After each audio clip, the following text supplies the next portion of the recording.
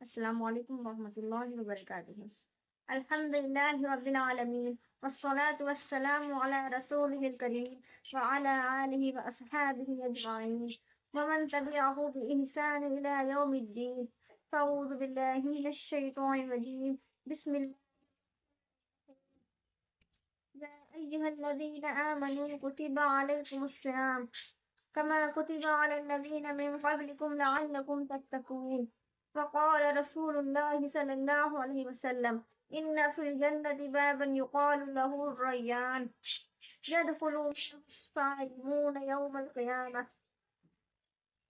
أو كما قال عليه الصلاة والسلام۔ مبارک ہو مسلمانوں کے پھر ماہ سیام آیا، مبارک ہو مسلمانوں کے پھر ماہ سیام آیا، خدا کی رحمت و بخشش کا دوبارہ پیام آیا۔ الہی رمضان کا تو قدر ادا کر دے، الہی ہم کو بھی رمضان کا تو قدر ادا کر دے، تیرے دربار عالی سے بڑا اچھا انعام آیا۔ دوستوں، رمضان مبارک کا مہینہ بڑی عظمت اور بڑی برکت والا ہے۔ اس مہینے کے اندر قرآن کریم کا نزول ہوا۔ اس مقدس مہینے میں رحمت الہی بندوں کی طرف خاص طور سے متوجہ ہوتی ہے۔ اس مہینے میں نفل کا ثواب فرض کے برابر اور فرض کا ثواب 70 فرضے کے برابر کر دیا جاتا ہے۔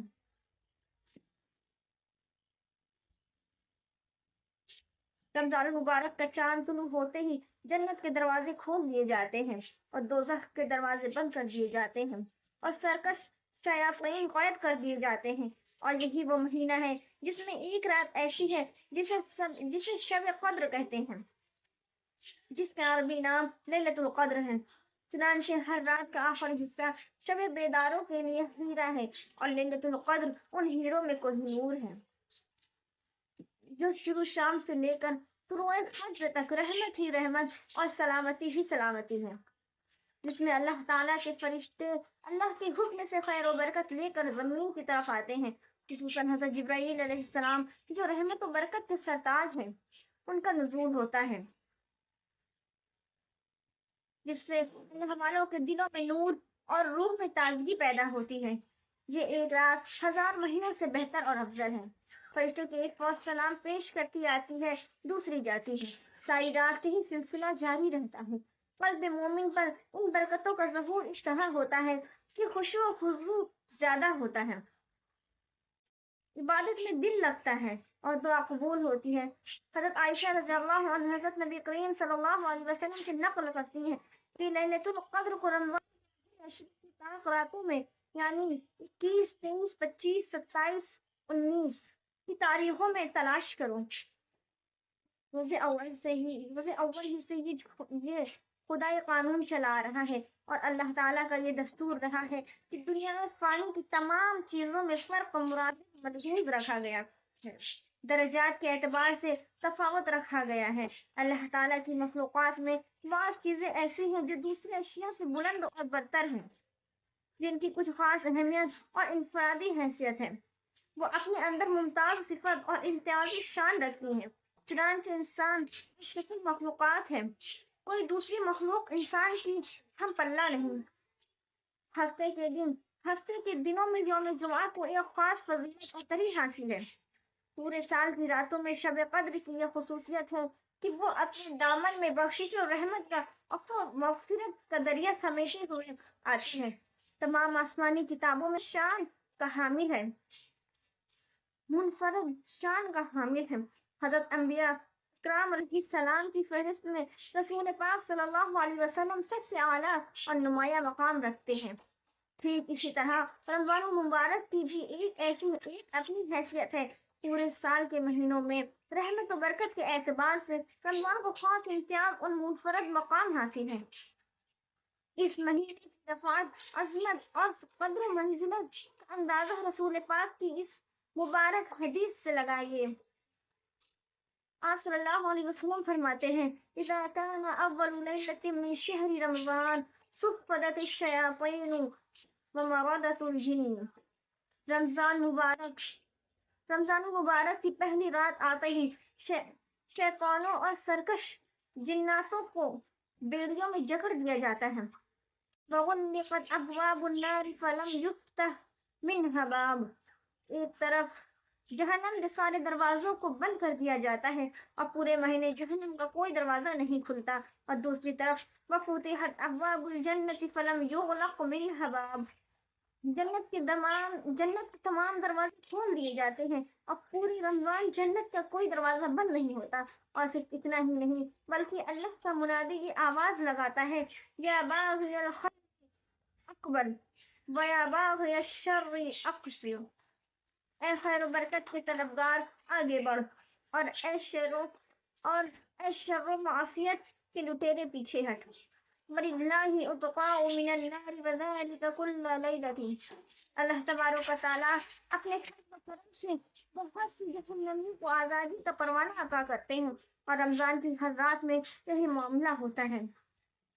اندازہ لگائیے رحمت خداوندی کی وسعت و کشادگی کا، اور ذرا دریائے مغفرت کی فیاضی پر غور تو کیجیے کہ مسلمانوں کی حفاظت کے لیے، اہل ایمان کو نیک اور صالح بنانے کے لیے، اور مؤمنین کو منکرات و وساوس سے بچانے کے لیے شیطانوں کو محبوس اور مقید کر دیا، تاکہ مسلمان پوری تیسری کے ساتھ اللہ تعالیٰ کی طرف متوجہ ہو جائے، اس مہینے کی برکت سے مالک حقیقی کو راضی کر لیں،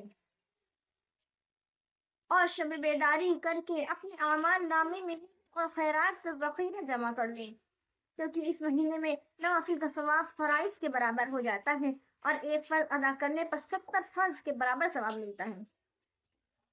قرآن کریم میں روزے کی اہمیت اور اس کی افادیت کو بیان کرتے ہوئے یہ اعلان کیا، یا ایھا الذین آمنوا کتب علیکم الصیام کما کتب علی الذین من قبلکم لعلکم تتقون. اے مسلمانوں، تم پر روزے فرض کیے گئے جیسا کہ تم سے پہلے لوگوں پر فرض کیے گئے، اور جانتے ہو اس فریضے کی حکمت کیا ہے؟ روزے کا مقصد کیا ہے؟ مقصد یہ ہے کہ تم متقی اور پرہیزگار بن جاؤ، تمہارے دلوں میں اللہ کا خوف اور اس کی خشیت پیدا ہو جائے. در حقیقت یہ عبادتوں کا موسم بہار ہے. جس طرح ہر کھیتی اپنے موسم میں خوب پھلتی پھولتی ہے، اسی طرح اس مہینے میں عبادتیں خوب بڑھتی ہیں اور بندوں کو اطاعت کی خوب توفیق ہوتی ہے. یہی وجہ ہے کہ اکثر لوگ اور دنوں کی بے نسبت رمضان شریف کو بہت زیادہ اہتمام کرتے ہیں. حضرت عبد الرحمن رضی اللہ عنہ سے روایت ہے کہ رسول اکرم صلی اللہ علیہ وسلم نے ایک مرتبہ رمضان کے مہینے کا ذکر کرتے ہوئے ارشاد فرمایا، یہ ایسا مہینہ ہے کہ جس کے روزوں کو اللہ تعالیٰ نے تم پر فرض کیا ہے، اور میں نے تمہارے لیے اس کی تراویح کو سنت قرار دیا ہے. جو شخص اللہ تعالیٰ کے وعدوں پر یقین کرتے ہوئے اس کے اجر و انعام کے شوق میں اس مہینے کے روزے رکھتا ہے اور تراویح پڑھتا ہے، وہ گناہوں سے اس طرح پاک و صاف ہو جاتا ہے جیسے کہ اپنی ماں کے پیٹ سے آج ہی پیدا ہوا ہو. آپ صلی اللہ علیہ وسلم نے یہ بھی فرمایا، ان فی الجنۃ بابا یقال له الریان یدخل منہ الصائمون یوم القیامہ. بے شک جنت میں ایک دروازہ ہے، اس کو ریان کہا جاتا ہے، قیامت کے دن صرف اس میں سے روزہ دار ہی داخل ہوں گے.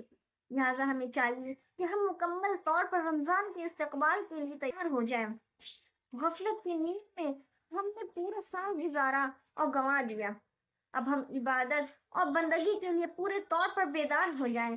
ہم نے 11 مہینے اللہ کے احکام کو پامال کر کے بسر کیا، اب وقت آ گیا ہے کہ اس مبارک مہینے میں اس کی تلافی کر لیں. ہم نے اللہ کی نافرمانیاں کر کے اپنا نامہ اعمال سیاہ کر لیا ہے، اب نیکیوں اور اعمال صالحہ سے اپنے دلوں کو مزین کر لیں. اگر گناہوں کا خیال آتا ہے تو ہم اپنے دماغ کو پاک و صاف کر لیں. لہٰذا اے میرے عزیز دوستوں، آئیے ہم عہد کریں کہ ہماری زندگی کا یہ مہینہ نیکیوں اور بھلائیوں سے مالامال ہوگا. ہماری زندگی کا یہ مختصر وقت نماز، روزہ، تلاوت قرآن، تراویح، ذکر و مناجات اور نوافل کا اہتمام صرف ہوگا، تاکہ ہمارا رب، ہمارا پروردگار ہمیں دیکھ کر راضی اور خوش ہو جائے. اور اب میں اس دعا کے ساتھ اپنی بات کو ختم کرتی ہوں. مبارک ہو سب کو مبارک مہینہ، مبارک ہو سب کو مبارک مہینہ، بنے کی خاطر یہ جنت کا زینہ، عبادت کی توفیق کو ایسی خدا دے، عبادت کی توفیق کو ایسی خدا دے کہ نازل ہو بے چین دل کو سکینہ۔ وما علینا الا البلاغ۔ السلام علیکم۔